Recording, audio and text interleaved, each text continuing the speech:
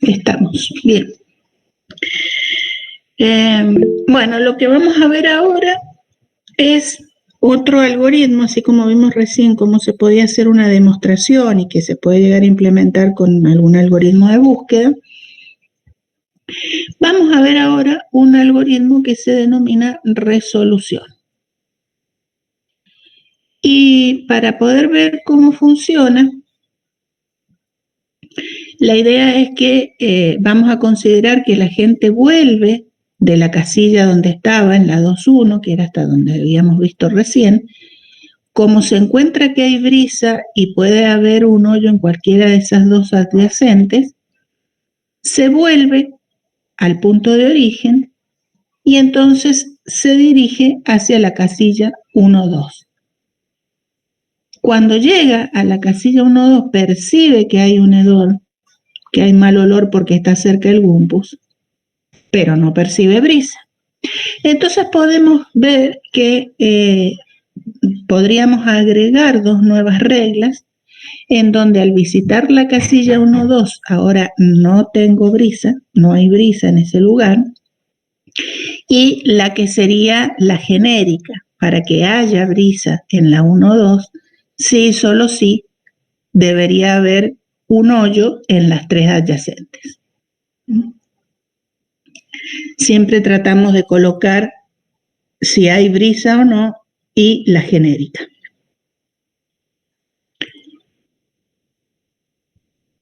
Como podríamos derivar como hicimos antes y agregar estas nuevas dos reglas, acá le puse como hicimos anteriormente, con los mismos mecanismos que aplicamos antes, podríamos encontrar estas nuevas reglas. Y finalmente, podríamos aplicar eliminación de bicondicional. Bueno, no me voy a detener en esto, es bastante sencillo. Aplicar bicondicional seguida por el modus ponens utilizando la regla 5 y llegar a una nueva sentencia en donde tenemos estas, que puede haber hoyo en estas tres posiciones.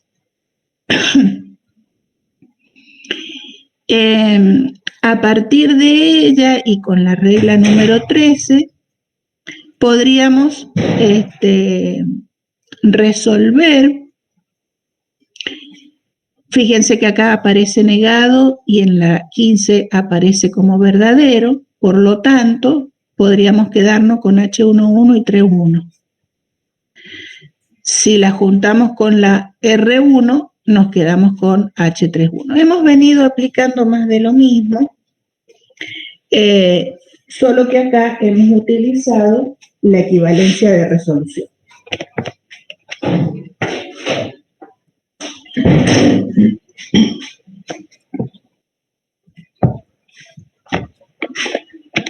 ¿Qué es aplicar la resolución? Bueno, la podríamos aplicar con la resolución con cláusulas que son hechos, unarias o unitarias, o con cláusulas de longitud 2, es decir, cuando son las dos reglas que tenemos tienen longitud 2, fíjense que si se aparece una como verdadera y como falsa, podemos dejar a agregar una nueva regla con las otras que han quedado liberadas, digamos. Resulta ser que cualquier algoritmo de búsqueda que sea completo y aplicando solamente reglas de resolución podría llegar a una conclusión utilizando lógica proposicional. Y eso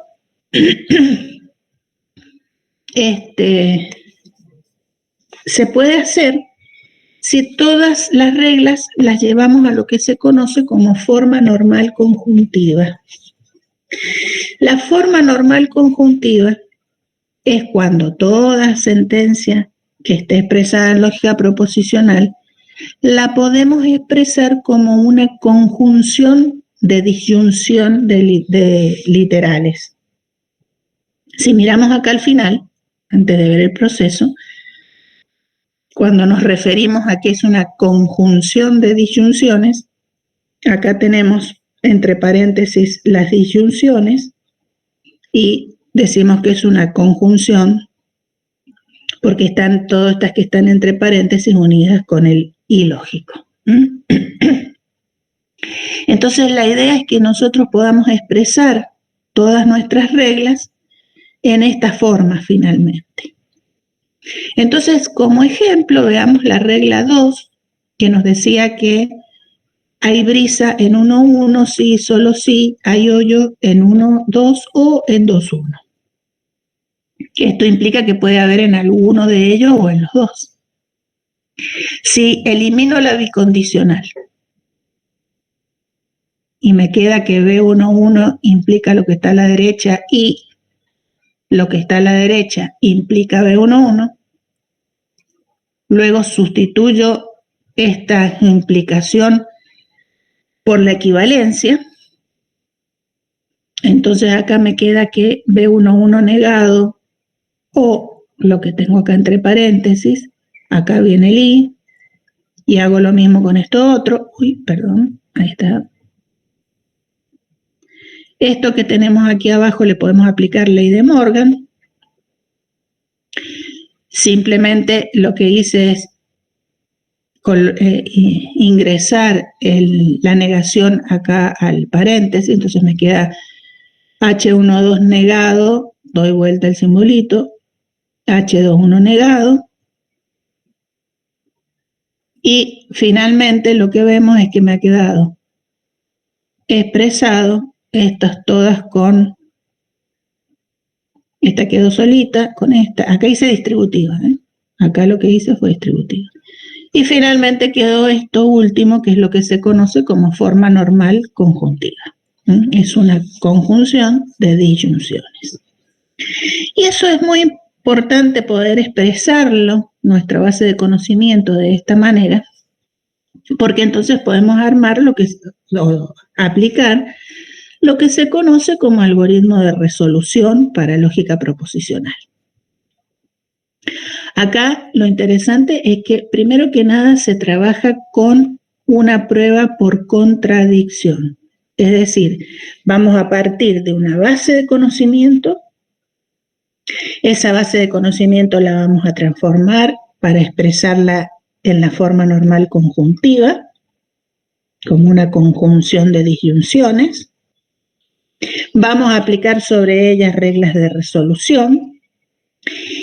Y la clave de esto es que a la base de conocimiento se le va a agregar una demostración por contradicción. Es decir, si yo quiero demostrar que hay un hoyo en 1-1, a la base de conocimientos le voy a agregar que no hay hoyo en 1-1, lo contrario. Y entonces, ¿qué va a suceder? Que yo voy a ir aplicando estas reglas de resolución y voy a ir obteniendo nuevas cláusulas. ¿Hasta cuándo? Hasta que en algún momento ya no pueda añadir más cláusulas a la base de conocimiento y simplemente no haya podido demostrar nada, o hasta que en algún momento entre la base de conocimiento y lo que agregué por contradicción me genere una cláusula vacía. En ese caso, al encontrar una cláusula vacía, ya lo vamos a ver con un ejemplo de a qué me refiero, significa que no he podido demostrar esa contradicción desde el que propuse al principio. Y si no la puedo demostrar, estoy diciendo que entonces lo verdadero es lo contrario. Veámoslo con un ejemplo.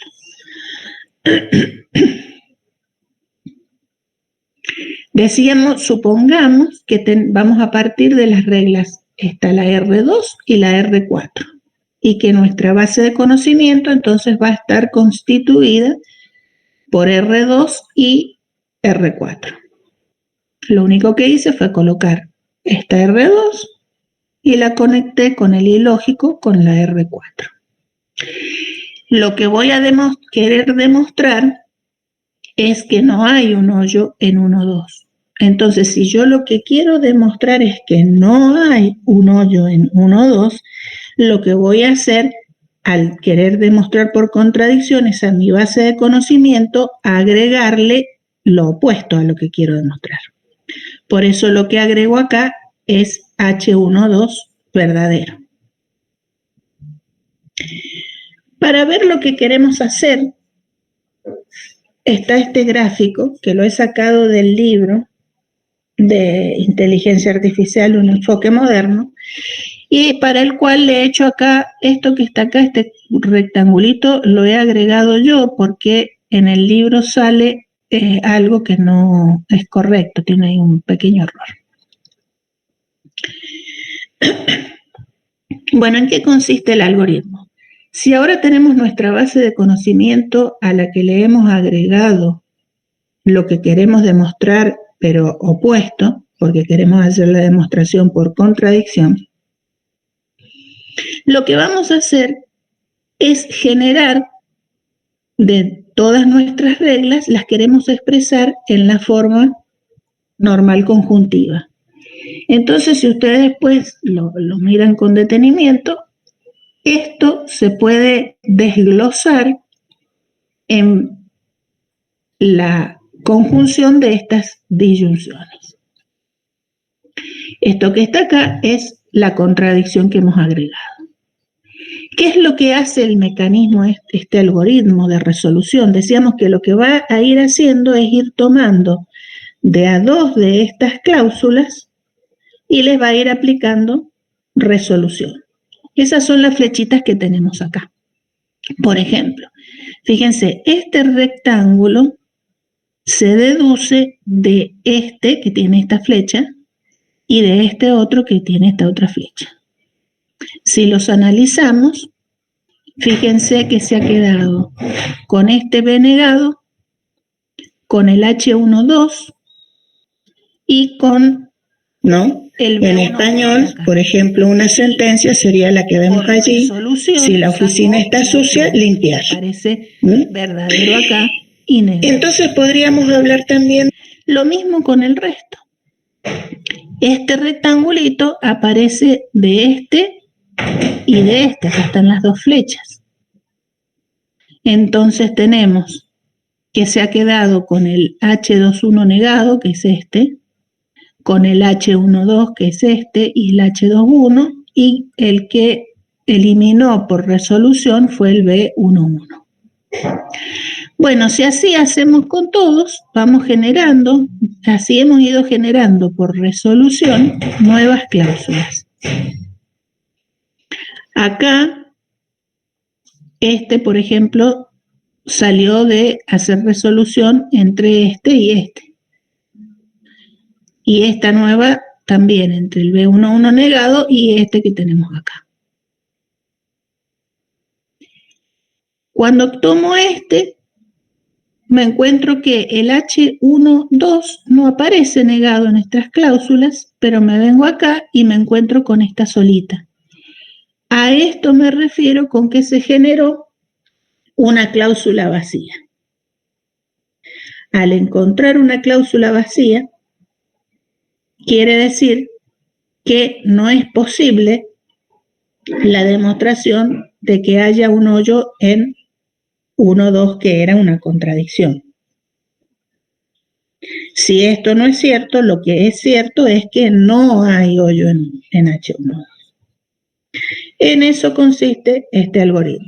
Fíjense entonces que la idea, repito, es poder armar nuestra base de conocimiento con un conjunto de reglas que las expresamos a partir de lógica proposicional.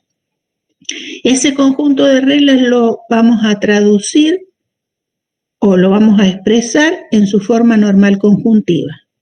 Le vamos a agregar una cláusula para poder hacer la demostración por contradicción. Después vamos a ir aplicando resolución tomando de a dos de esas cláusulas. Vamos generando nuevas cláusulas hasta que en algún momento o no pueda agregar cláusulas nuevas o encuentre la cláusula vacía.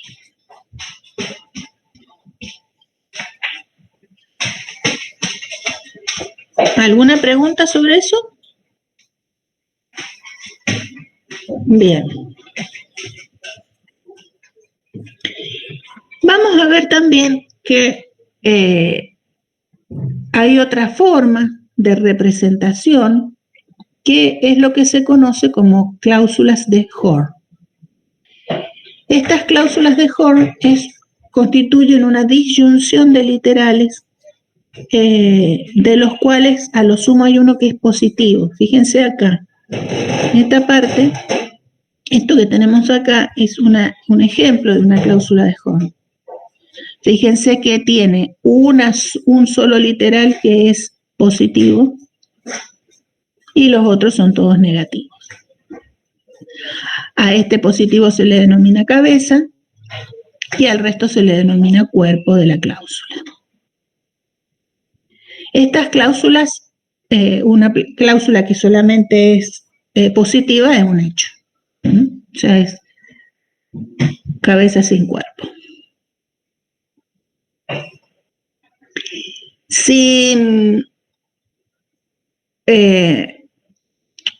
Lo interesante es que cada una de estas cláusulas de Hoare se pueden escribir como implicaciones. Y esto también va a ser sumamente importante para establecer un nuevo algoritmo que utilice todas las reglas a través de su forma expresada como implicaciones. Ese algoritmo se conoce como encadenamiento hacia adelante. Este es el básico, existen otros encadenamientos hacia atrás, pero utilizan el mismo mecanismo. Acá la idea del encadenamiento hacia adelante es, por un lado, expresar o partir de ciertos hechos.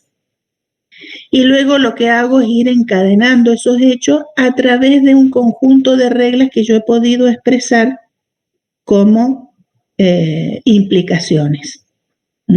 Entonces, repito, tengo que armar una base de conocimientos de manera tal que yo pueda expresarla todas como implicaciones y a partir de un conjunto de hechos voy a poder ir haciendo un encadenamiento para poder hacer algún tipo de demostración.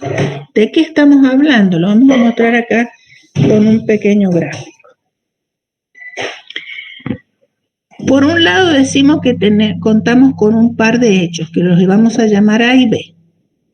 Esos son los hechos a partir de los cuales yo quiero hacer mi demostración. Mi demostración es, lo que yo quiero demostrar en este caso va a ser que a partir de los hechos A y B puedo derivar Q.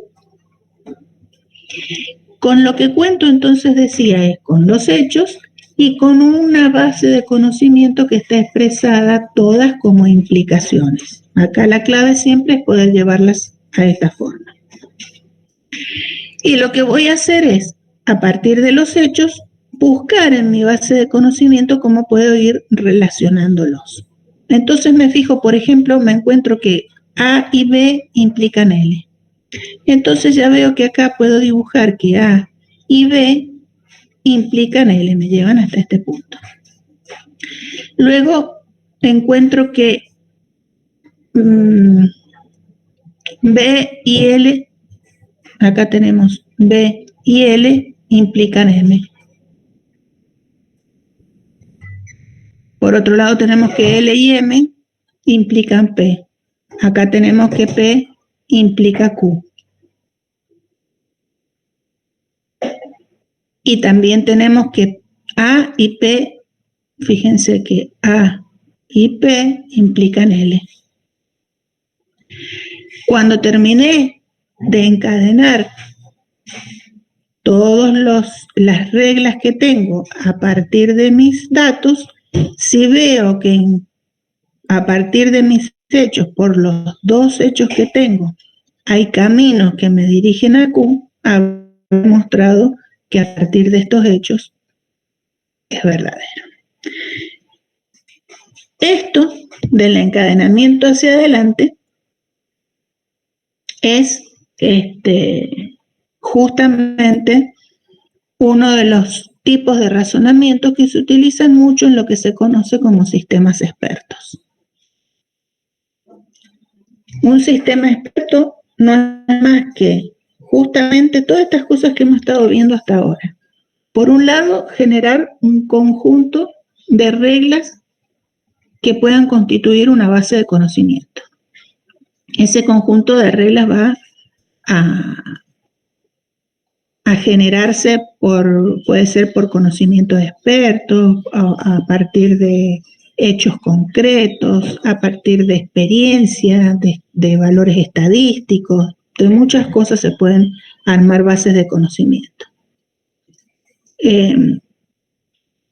Oportunamente, por ejemplo, cuando realicé mi tesis de doctorado, yo realicé justamente un sistema experto para poder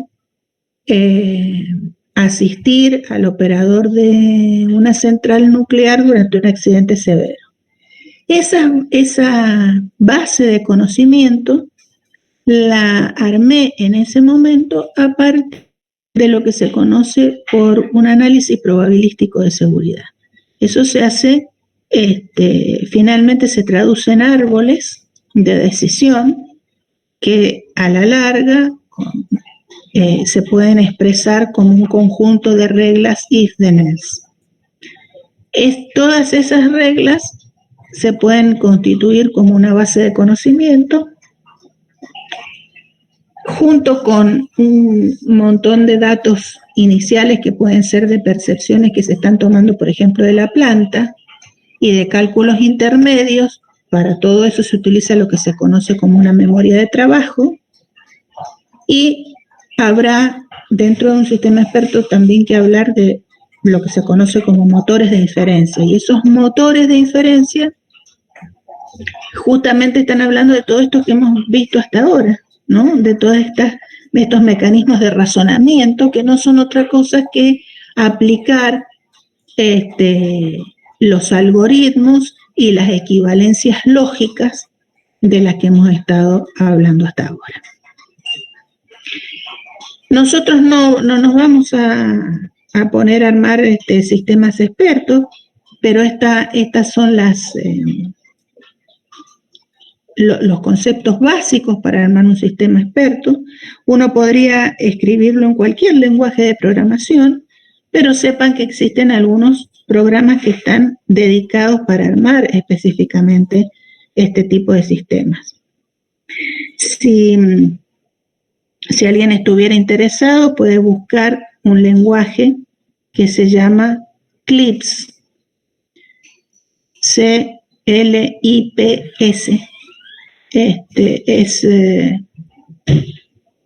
Se puede conseguir en forma gratuita, por lo menos hasta hace un par de años se conseguía así, no he chequeado si sigue igual, pero es muy probable que sí. Incluso son lenguajes que pueden usarse para armar un sistema experto común o incluso trabajar con técnicas de lógica difusa. Técnica de la cual van a profundizar en inteligencia 2. También allí, además, van a ver específicamente o principalmente van a haber 3 temas de inteligencia 2, que es lógica difusa, algoritmos genéticos y redes neuronales, y van a profundizar en eso. Bien. Obviamente, como ustedes ya sabrán, sistemas expertos tienen muchísimas aplicaciones en muchos campos. Y más adelante incluso nosotros vamos a ver algunos mecanismos de razonamiento probabilístico que también a partir de los cuales vamos a ver que fácilmente podemos generar bases de conocimiento para poder armar sistemas expertos. Por ejemplo, utilizados muchos para hacer diagnósticos o para encontrar la falla de algún sistema o de, por ejemplo, alguna bomba en un taller, etc.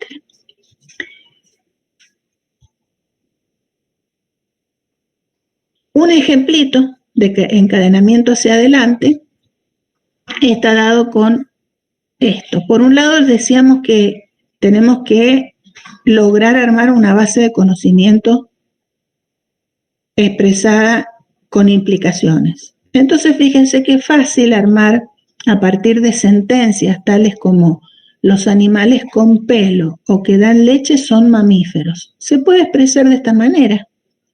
Esto representa a los animales con pelo, o L, los que dan leche, y M, mamíferos. O podemos expresar, como vemos acá, los mamíferos que tienen pezuñas o rumian son ungulados. Bueno, con este PC podrían ser los que tienen pezuñas rumian. No expresarlo de rumiar aparte. Los ungulados de cuello largo son jirafas. Lo de ungulados les cuento que para este ejemplo aprendí que las jirafas se llamaban ungulados, nunca lo he escuchado. Los ungulados con rayas negras son cebras, se puede expresar de esta manera. Los animales con pelos y pezuñas son mamíferos. Se observa, este es el hecho. Un animal que tiene pelos, pezuñas y rayas negras. Estos son los tres hechos de los que vamos a partir. Queremos argumentar por encadenamiento hacia adelante que es una cebra. Y bueno, aquí lo tenemos. Partimos de los hechos, empezamos a hacer el encadenamiento con las reglas que tenemos. En este caso utilizamos P y PZ nos lleva a M. M y PZ nos lleva a U. U con RN nos lleva a cebra. No fue necesario utilizar que puede que no sean necesarios usadas, pero sí vemos que todos los hechos me llevan a C. Por lo tanto, puedo concluir que efectivamente se trataba de una cebra. Vemos que es bastante sencillo de alguna manera poder expresar a través de implicaciones sentencias escritas en lenguaje natural. Así que este es un mecanismo bastante utilizado para este tipo de razonamiento. Y la última que vamos a ver es cómo podemos representar o armar agentes basados en circuitos, tratando de diseñar algo de hardware, digamos. Vamos a agrandar un poquito esto ahí. Fíjense, acá vamos a tratar de representar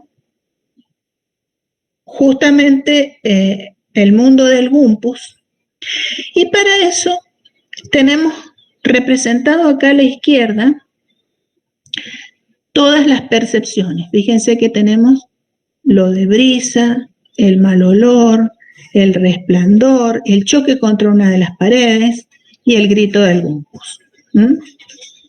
Por convención lo vamos a poner siempre a la izquierda, todas las percepciones. A la derecha tenemos cuáles son las acciones de nuestro agente. Nuestro agente puede disparar una flecha para matar al Gumpus, puede agarrar el oro, puede girar a la derecha o a la izquierda y puede avanzar. Son todas las acciones, que otra vez por convención las ponemos a la derecha. Y ahora, en el medio, lo que vamos a tratar de hacer es conectar a través de estos símbolos las percepciones con las acciones. ¿Qué es lo que aparecen acá? Van a aparecer, con estos triangulitos vamos a estar representando retardos. Porque acá por primera vez vamos a hacer que intervenga el tiempo, pero solamente en 2 pasos, para saber algo que pasó antes y qué es lo que va a pasar ahora. Nada más que 2 pasos. Por otro lado, vamos a tener estos rectángulos que son registros. Y en esos registros podrán estar en verdadero o en falso y podrán ser conectadas las entradas y las salidas de todos ellos a través de las correspondientes conexiones lógicas.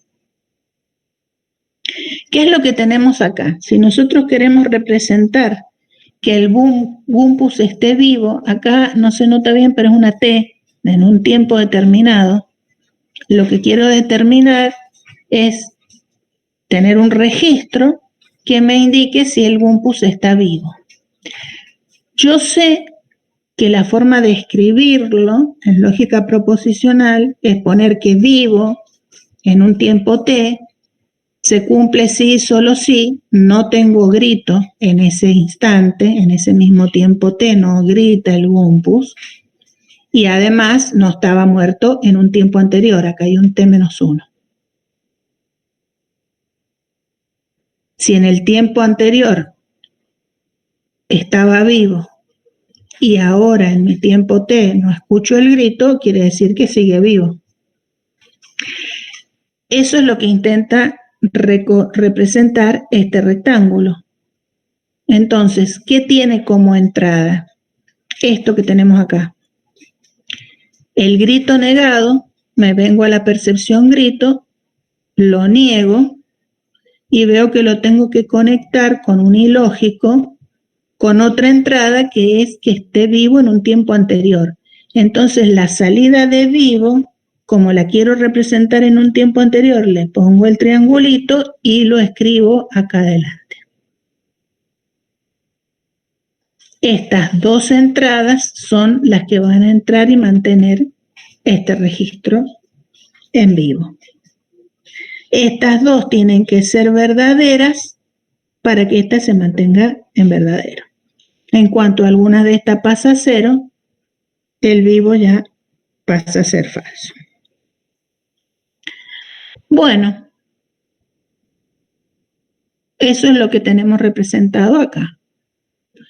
Y esta otra sería representar simplemente el resplandor visto en un cierto tiempo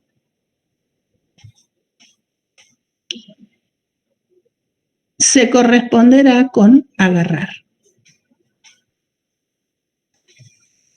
O yo voy a efectivamente hacer verdadero el agarrar si hay en ese momento un resplandor. O algo un poquito más complejo. Acá estoy, con L voy a significar el agente en la casilla 1,1 en un determinado tiempo t.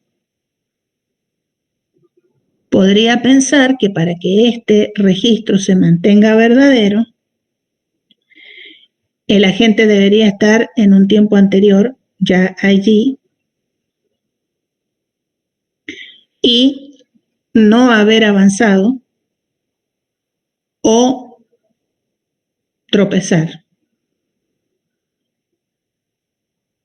O podría ser que esté en un tiempo en una casilla que está al lado y en ese momento se orientó hacia abajo y avanzó. Y entonces llegó a la casilla 1. O estaba en la otra casilla, estaba orientado a la izquierda o se orientó a la izquierda y avanzó. Y llegó a la casilla 1. Trato de describir las distintas posibilidades que me podrían hacer mantener como verdadero que esté el agente en la 1,1. Todo eso se traduciría en esto que tenemos acá.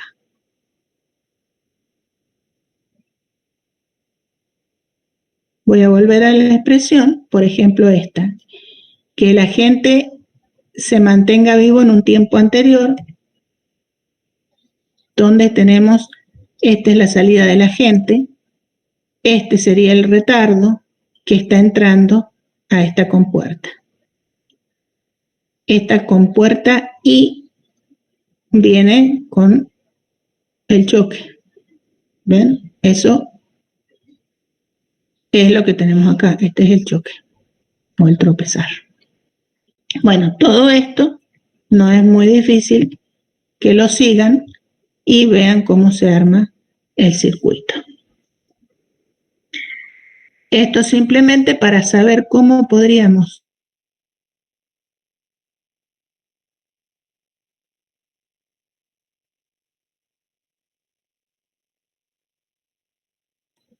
y según lo que va percibiendo la gente, podríamos armar estos circuitos para poder representarlo. Tiene sus ventajas. Por supuesto que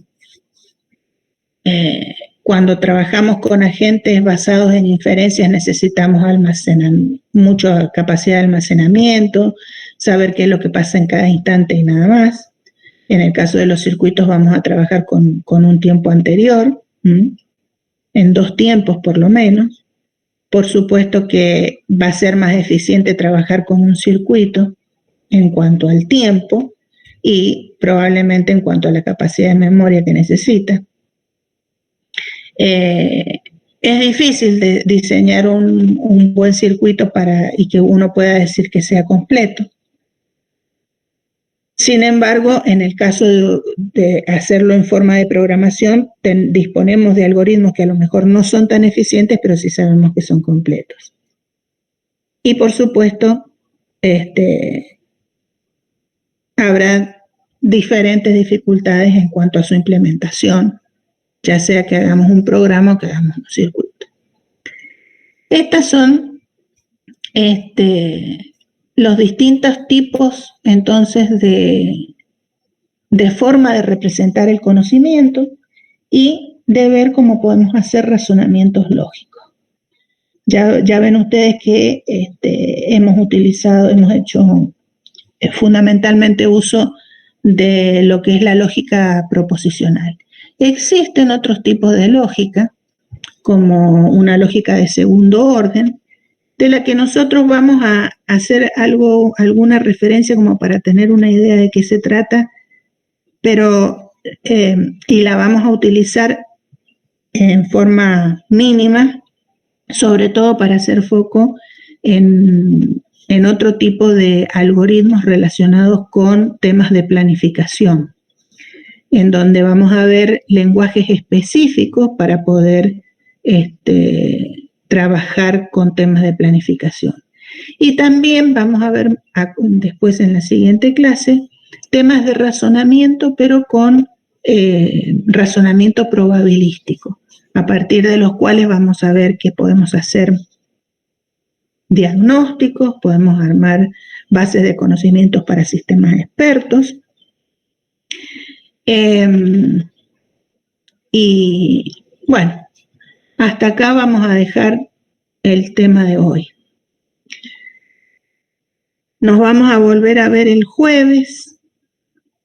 Nos juntamos de nuevo acá a las 8:30.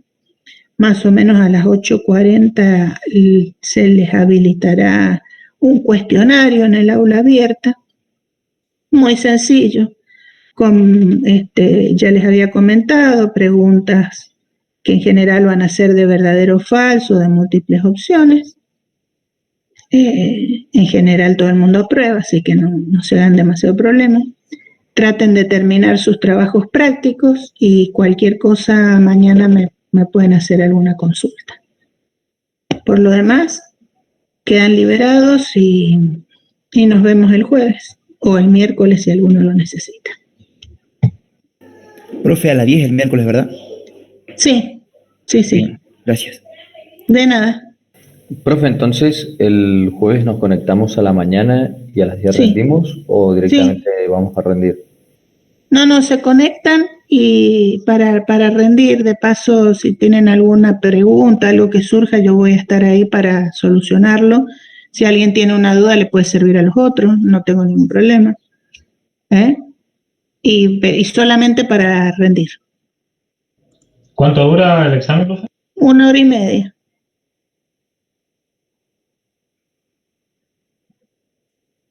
Bueno, profe. Perfecto, profe. Listo, nos estamos viendo. Chao. Y, profe, ¿lo que hemos visto hoy entraría el jueves? No. Ah, listo. Esto